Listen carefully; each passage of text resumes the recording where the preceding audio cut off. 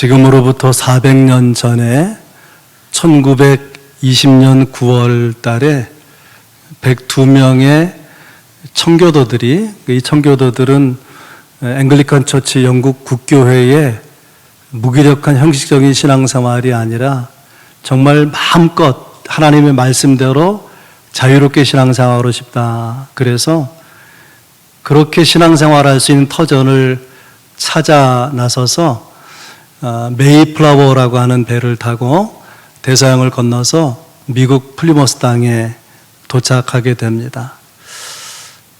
배를 타기 위해서 저들은 6년 동안 일하면서 돈을 모았어요. 그리고 2달여 항해를 거쳐서 미국 땅에 도착하게 됐는데, 그때 날씨가 추웠기 때문에, 그리고 먹을 것이 없었기 때문에 추위와 배고픔으로, 그리고 전염병으로 인해서 절반가량이 세상을 떠나게 됐습니다.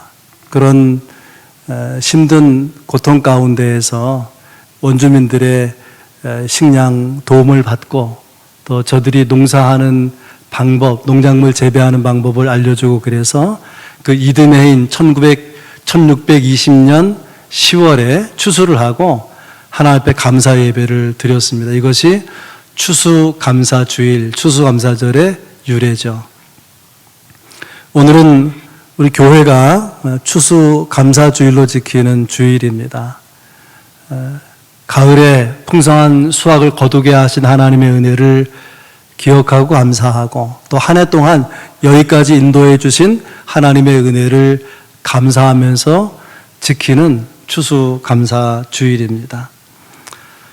추수감사주일의 주제는 당연히 감사죠. 자기개발의 전문가인 지그 지글러라고 하는 사람이 이렇게 말했어요. 나는 감사할 줄 모르면서 행복한 사람은 본 적이 없다. 그러니까 감사하는 사람이 행복하다, 그런 말이죠.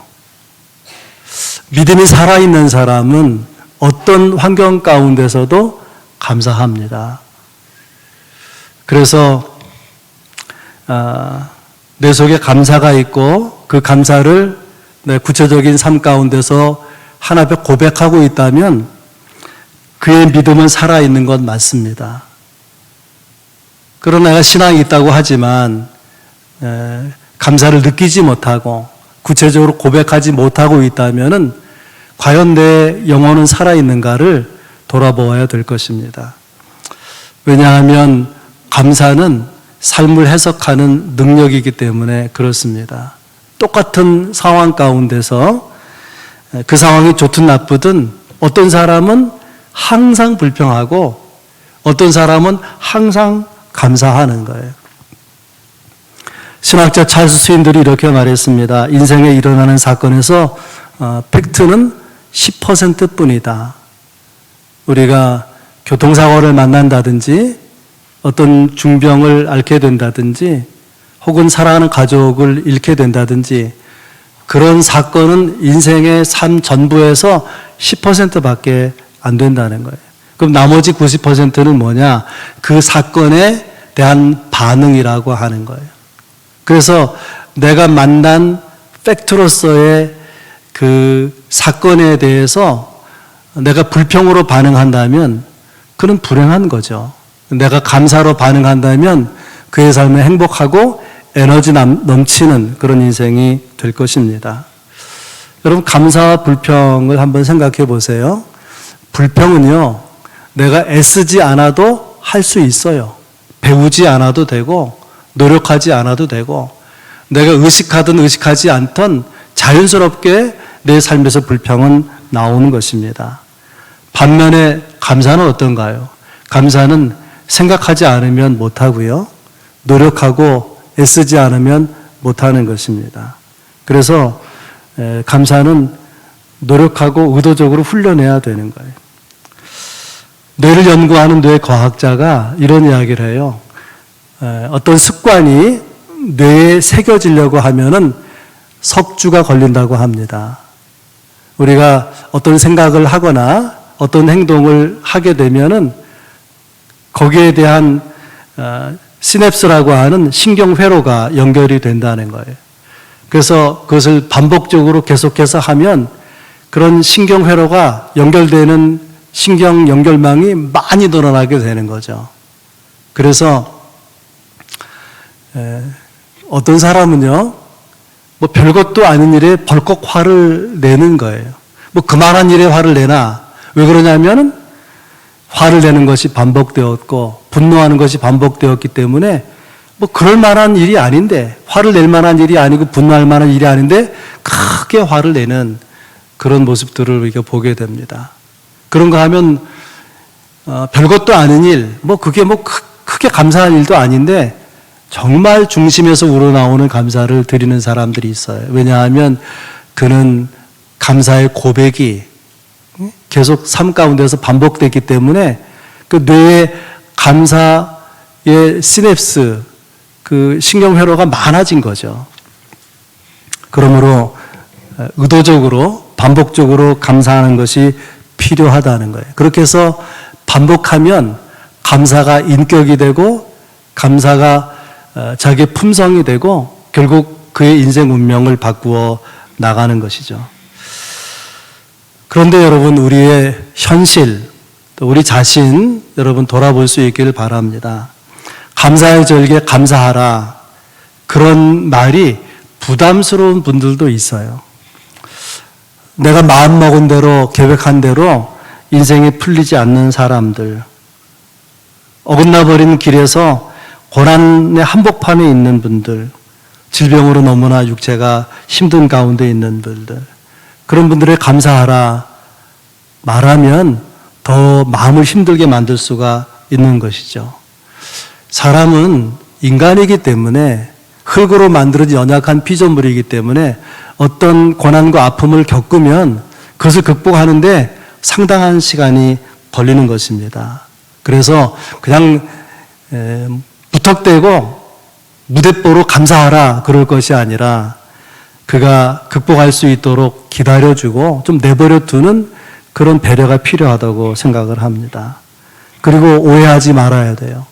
어떤 사람이 불평을 한다고 해서 불평 이퀄 믿음이 없다, 그렇게 생각하는 것은 건강한 신앙 판단이 아닌 것입니다. 또 내가 만약에 불평하고 원망하면 그 얼마 남은 것마저도 하나님이 빼앗아갈 것 같다, 빼앗아갈 것 같다, 그런 두려움을 가지고 감사하는 것은 진정한 감사가 못 될 것입니다. 자녀를 잃었다고 생각해 보세요. 자녀를 잃은 엄마의 탄식은 그것은 자격이 있는 것입니다. 생계가 막막해진 부모가 자녀 뒷바라지 하는 것을 생각할 때에 현재의 상황이 불만스러운 것, 그것은 당연한 것이죠. 이런 어려운 여러 가지 상황에서 인간적으로 솔직하게 불평이 나오는 것인데, 믿음이 없다는 말을 들을까봐 혹은 하나님이 축복을 거둬 가실까봐 마음에는 없는데 어거지로 감사하는 것, 그것은 진정한 감사일 수 없는 것이죠. 여러분, 하나님은 우리의 연약함을 아십니다. 왜냐하면 우리를 지으셨기 때문에. 그래서 우리가 어떤 아픔과 고통을 딛고 일어나는데 말씀드린 대로 상당히 시간이 걸린다는 것을 그분이 알고 계신 거예요. 아픈 사람이 아프다고 말하는 것은 믿음이 없는 것이 아니라 솔직한 반응인 것이죠. 여러분 아십니까? 주님께서는 우리가 아파할 때에 우리 곁에 와서 머물러 계시고 아파하는 우리 곁에 오셔서 함께 아파하시는 그분이 우리의 주님이시고 우리가 믿는 하나님이십니다. 그런데 이상하게도 데살로니가전서 5장에 보면 바울 사도가 이렇게 말하죠. 범사에 감사하라. 범사는 모든 일이에요. 좋은 일, 나쁜 일, 행복한 날들, 또 슬픈 날들, 비가 오는 때, 해가 나는 때, 그 모든 상황, 그 모든 정황에도 불구하고 감사하라는 거예요. 그리고 이어서 이것이 너희를 향한 하나님의 뜻이다, 그렇게 말합니다. 나는 감사할 수 없음에도 불구하고 너는 감사해라, 이렇게 하나님이 말씀하신다면 거기에는요, 우리가 미처 깨닫지 못하는 축복의 비밀이 들어있다는 것을 생각할 줄 알아야 될 것입니다. 우리는 아픔과 고난 가운데 감사가 나오지 않는 것 주님이 이해하심에도 불구하고, 그럼에도 불구하고 너는 감사해라. 그럴 때는 비밀이 있다는 거예요. 그걸 통해서 우리를 복주시기 원하시는 비밀이 들어있다는 거예요. 그렇다면 우리가 어떻게 거짓된 감사가 아니라 마음에서 우러나오는 진정한 감사를 드릴 수 있겠는가? 세 가지 말씀 함께 나누겠습니다. 첫째는 받은 은혜를 생각하라는 거예요. 오늘 말씀의 배경을 알면 도움이 됩니다. 바울은 디모데에게 편지를 쓰는데요. 그때 디모데는 에베소라는 도시에서 목회를 하고 있었고, 그가 목회하는 교회에 영주주의라는 이단이 들어와 있었어요. 영주주의는 이원론 철학을 바탕으로 주장하는 신학 이론인데, 뭐냐면은 영혼과 육체가 완전히 분리되어 있는 것이다. 그런 철학적 기초에서 주장하는 잘못된 신앙 사상이에요. 아무튼 그 영주주의의 영향으로 에베소 교회 안에 건강하지 못한 극단적인 두 가지 흐름이 있는데, 하나는 금욕주의고 또 하나는 쾌락주의입니다. 금욕주의, 그건 뭐냐면은 육체는 원래 악한 것이고 영혼만 선한 것이다. 그래서 육체를 억압할수록 영혼은 정결해진다. 육체를 괴롭게 하는 거예요. 음식을 줄이거나 금식을 자주 하고, 또 성생활 같은 그런 것이 일어나지 않도록 혼인을 금하고, 그것을 경건으로 오해하는 잘못된 이단 사상이 있었다는 거예요. 그러고 하면 쾌락주의는 뭐냐면은 더러운 육체는 아무리 노력해도 선해지지 않고, 그리고 영혼은 절대로 그 더러운 육체의 영향을 받지 않는다. 내 육체가 무슨 더러운 짓을 해도 내 영혼은 거룩하다는 거예요. 거룩하다. 그래서 그냥 세상을 따라서 되는 대로 막 살아가는 거예요. 그러다 보니까 갈수록 쾌락을 추구하는 그런 사람들이 늘어나게 되었다는 거죠. 금욕주의와 쾌락주의는 어떻게 보면 정반대편에 있는 것처럼 보이는데 뿌리는 같아요. 영주주의라는 뿌리가 있습니다. 중요한 것은 기독교는 금욕주의도 아니고 쾌락주의도 아니라는 거예요. 왜냐하면 하나님은 사람을 육체로 만드시고 거기 영혼을 불어넣어서 인간 존재 안에 영혼과 육체가 함께 들어있는 거예요. 영혼도 하나님이 지으시고 육체도 하나님이 지으셔서 그것은 악한 것이 아니라 선한 것이다. 육체가 선하다. 그렇게 말하는 종교는 기독교밖에 없어요. 만약에 기독교 아닌 다른 종교에서 육체가 선하다, 그런 교리를 가지고 있다면 기독교 영향이에요. 기독교 영향. 아무튼 영주주의라는 이단이 들어와서 건강한 신앙, 성경적 신앙을 무너뜨리고 있는 그런 때에 결론적으로 바울 사도가 이렇게 말합니다. 4절에 하나님께서 지으신 모든 것이 선함에 감사함으로 받으면 버릴 것이 없느니라. 이 앞부분을 주목해 볼 필요가 있어요. 하나님이 지으신 것, 하나님이 지으신 것, 육체도 하나님이 지으신 것이고 영혼도 하나님이 지으신 것이고, 어떤 사람들이 먹으면 안 된다는 음식도 하나님이 지으신 것이다. 하나님이 지으셨다는 것을 다른 말로 하면은 하나님이 만드셔서 우리에게 주신 것들이죠. 이걸 또 다른 말로 하면 하나님이 주셔서 우리가 받은 것들이에요. 이것을 한마디로 한 단어로 뭐라고 말하느냐? 은혜라고 말하는 거예요.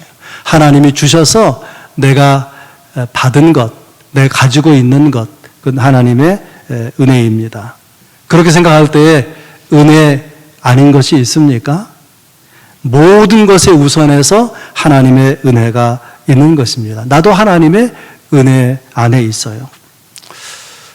새가 하늘을 나는 거 여러분 생각해 보세요. 날개죽지에 힘을 얻어서 막 멋지게 높이 하늘을 날아오르는데, 그렇게 새가 하늘을 나르려면은 공기가 있어야 되는 거예요. 날개만 있어서, 날개에 힘만 있어서 오르는 게 아니란 말이죠. 날기 전에 공기가 먼저 존재하는 거예요. 배가 강이나 바다를 이렇게 항해에 나갈 때에 중요한 것이 배에 강력한 추진력을 나타내는 엔진이 필요하지만은 그러나 그보다 근본적으로 먼저 배가 물 위에 뜰 수 있는 물의 부력이 있어야 되는 거죠. 먼저 공기가 있어야 새가 나듯이 먼저 물의 부력이 있어야 배가 항해할 수 있는 것처럼 하나님의 은혜가 먼저 우리 가운데 존재한다는 것입니다. 그 은혜 안에 내 노력도 있고 내 수고도 있고 또 내 땀 흘림도 있고 거기에 결실도 은혜 가운데 있는 것입니다. 그래서 바울사도 이렇게 말하죠. 나의 나된 것은 하나님의 은혜로 된 것이라. 은혜 없이는 오늘의 내가 있을 수 없다. 그런 고백이죠. 브라질의 아마존이라는 강이 있어요. 세계에서 두 번째 큰 강입니다. 어떤 사람이 배를 타고 바다를 항해하고 있었는데 배 안에 식수가 떨어진 거예요. 바닷물을 마실 수는 없잖아요. 그래서 방향을 돌려서 강 쪽을 향해서 이렇게 노를 저어 나아가는데 아무리 가도 어디까지가 바다인지 어디까지가 강인지를 분간을 할 수가 없는 거예요. 그러다가 마침 옆에 지나가는 배가 있어서 물었어요. 식수가 필요해서 지금 방향을 돌려서 아마존강을 향해 나아가고 있는데 얼마나 더 가야 아마존강이 나옵니까? 그렇게 물었어요. 그랬더니 그 옆에 배를 타고 있는 사람이 뭐라고 말하냐면 당신은 이미 아마존 강물에 떠 있습니다. 우리는 이미 하나님의 은혜의 강물에 떠 있는 것입니다. 문제는 내가 그 은혜의 강물 위에 있다는 것을 모르기 때문에 낙심하고 불평하고 원망하는 거 아니겠어요? 하나님이 주셔서 이미 내가 받아서 가지고 있는 것의 소중함을 모르면 다른 사람도 나를 얼마나 부러워하는데 나는 행복을 느끼지 못하는 거예요. 불행하다고 여기는 것입니다.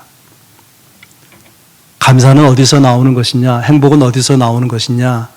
하나님이 주셔서 이미 받아서 가지고 있는 것이 감사로 느껴져야 돼요. 또 받은 것에 대한 감격이 있고 만족함이 있어야 돼요. 거기서 감사도 행복도 나오는 것입니다.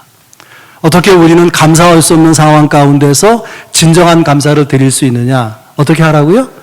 받은 은혜를 생각하라는 거예요. 우리 과거 시간에 대해서는 하나님이 주셨던 은혜, 내가 받아서 이미 가지고 있는 것들을 생각하자 그 말이죠. 아멘.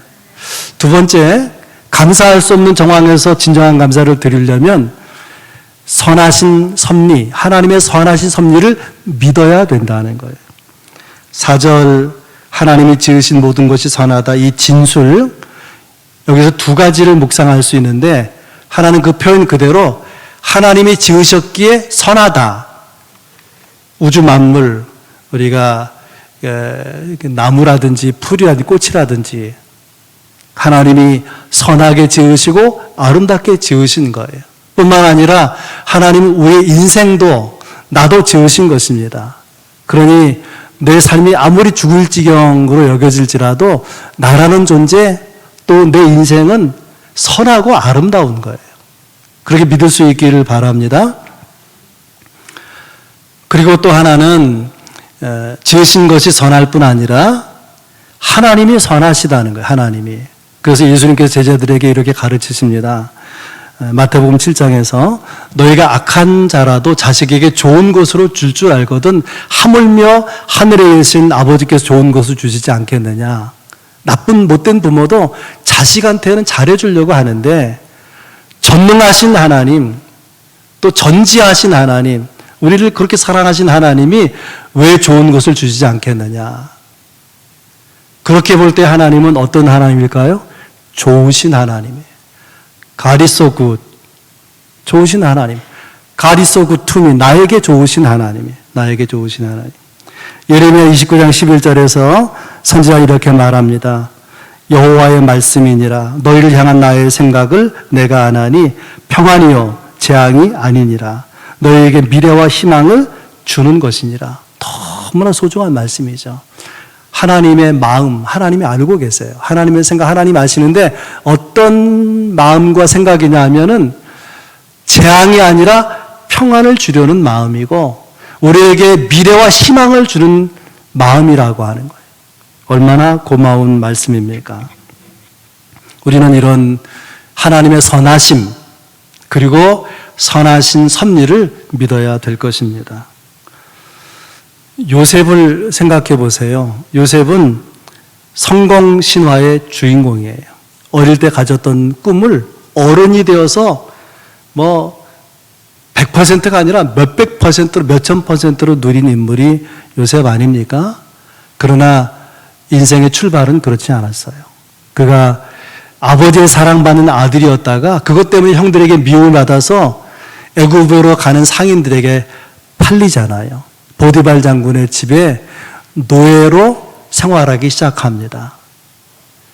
그가 성실하게 마음을 다잡고 그의 삶을 충실하게 살아가려고 했지만은 보디발 장군의 아내가 유혹한 것을 뿌리치다가 여주인을 강간하려고 했다. 그렇게 누명을 쓰고 억울하게 감옥에 갇히잖아요. 감사할 게 있습니까? 하나도 없죠.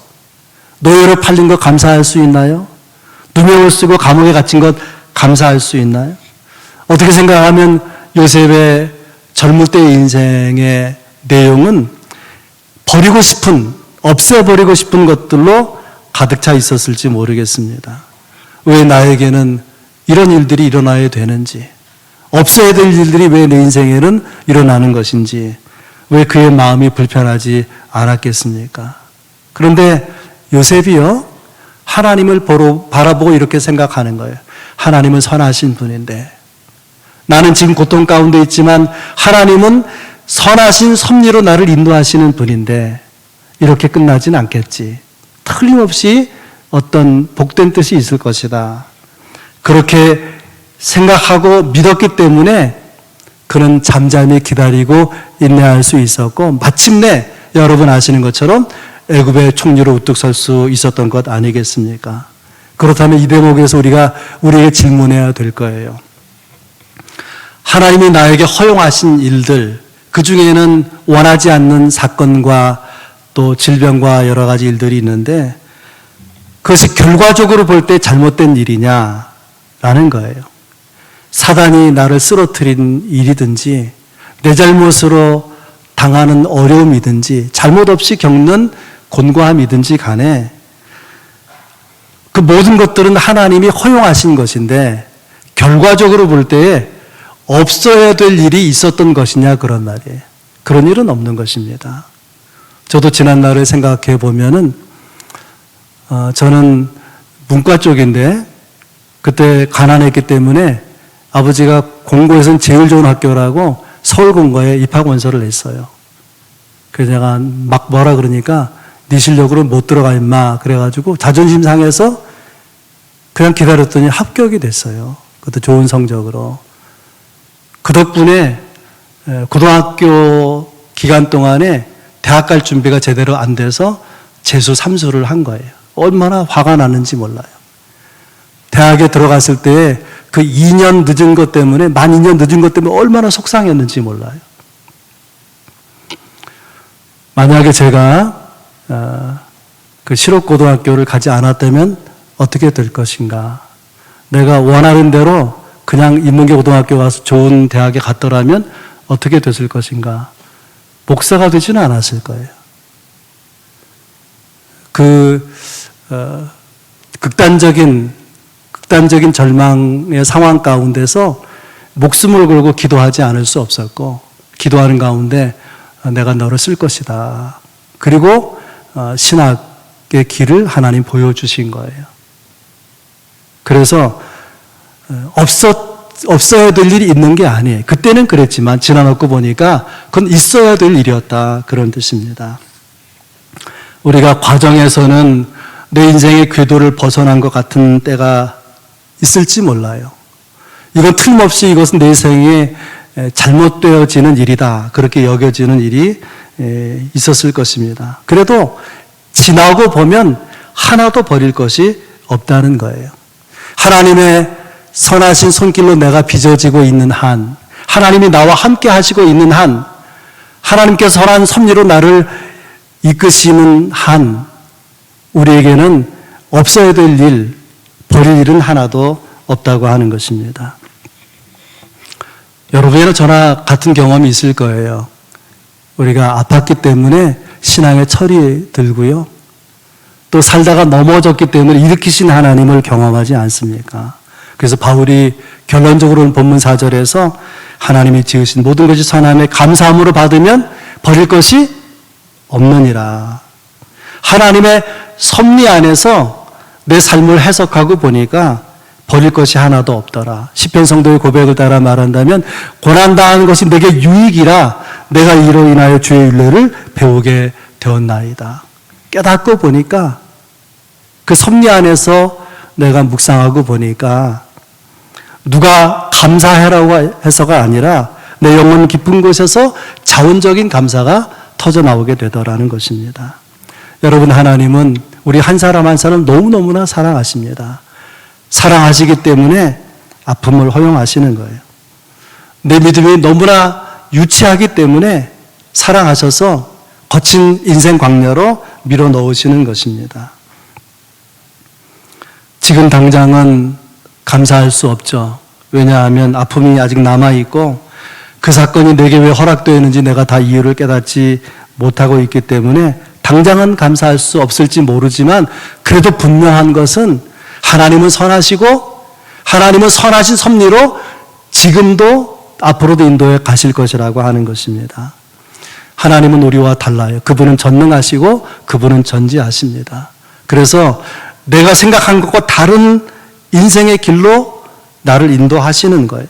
원하지 않는 곳으로 나를 던져 넣으시기도 하고 내가 아파하고 힘들어 하는데도 모른 척 하시는 것 같은 생각이 들기도 하고 내 인생이 어두운 긴 터널을 지나는 것 같은 그런 느낌을 받기도 하는 것입니다.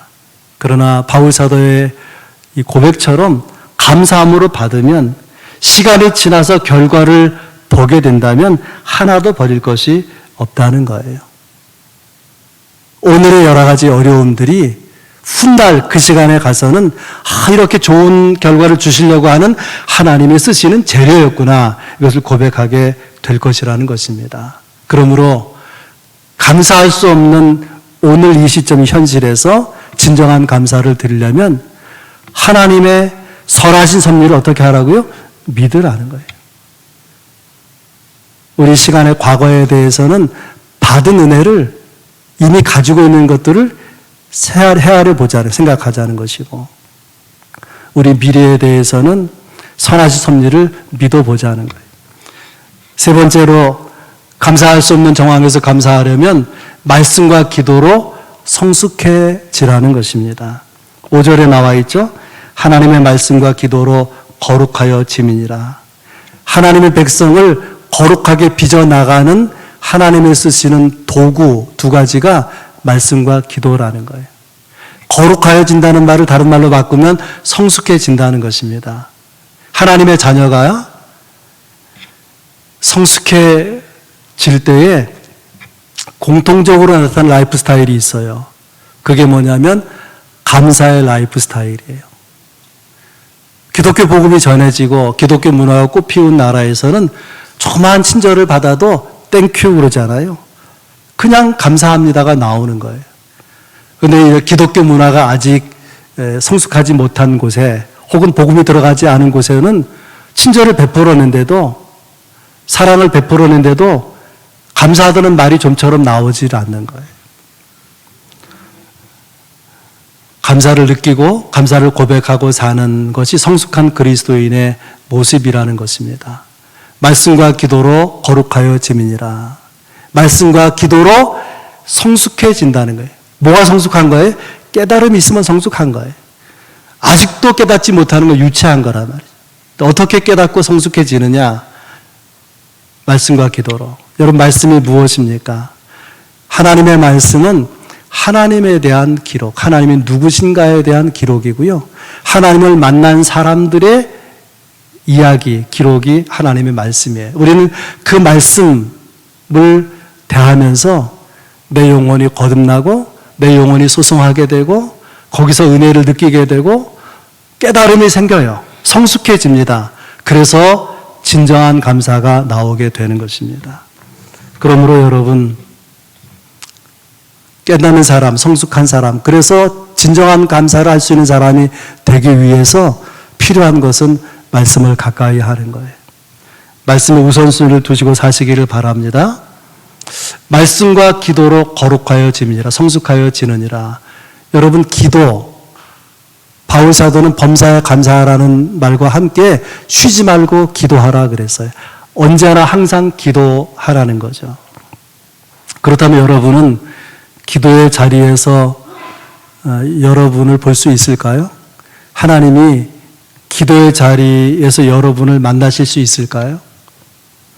우리는 기도하기를 싫어해요.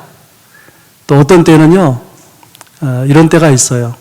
내가 기도하면 하나님이 들으시는 건 아는데, 들으시면 하나님께서 하나님의 뜻을 알려주실 것인데, 그 뜻대로 사는 것이 불편할 것 같아. 그래서 물어야 되는데 묻질 않는 거예요. 저도 그런 때가 있어요. 여러분은 그런 때가 더 많으리라 생각을 합니다. 여러분, 그러나 기도가 무엇입니까?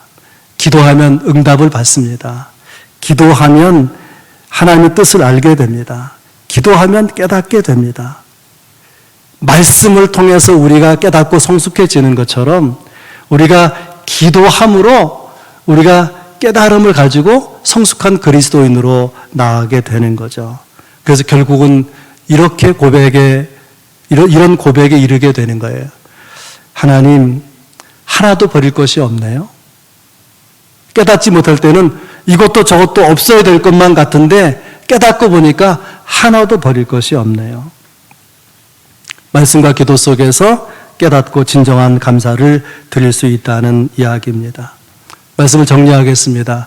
진정한 감사는, 참된 행복은 어디에 있는 것입니까? 많이 가졌다고 행복합니까? 배웠다고 행복합니까? 내가 누린다고 행복합니까? 권세가 있다고 행복합니까? 그건 별거 아닙니다. 중요한 것은 내 삶 가운데 얼마나 감사할 수 있는지, 어디까지 감사할 수 있는지, 얼마나 충만한 감사 속에 살아가고 있는지, 그 감사로 내 인생을 마무리할 수 있는지, 그것이 사람의 행복을 결정한다고 믿습니다.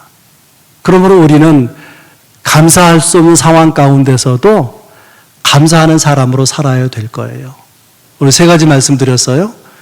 우리가 어떻게 진정한 감사를 드릴 수 있을까? 첫째는 받은 은혜를 생각하자. 두 번째는 선하신 섭리를 믿자. 세 번째는 말씀과 기도 가운데 성숙한 사람, 깨닫는 사람이 되자. 그러면 우리는 감사하게 되고 감사하는 자에게 주시는 복된 삶을 경험하게 될 것입니다. 기도하겠습니다.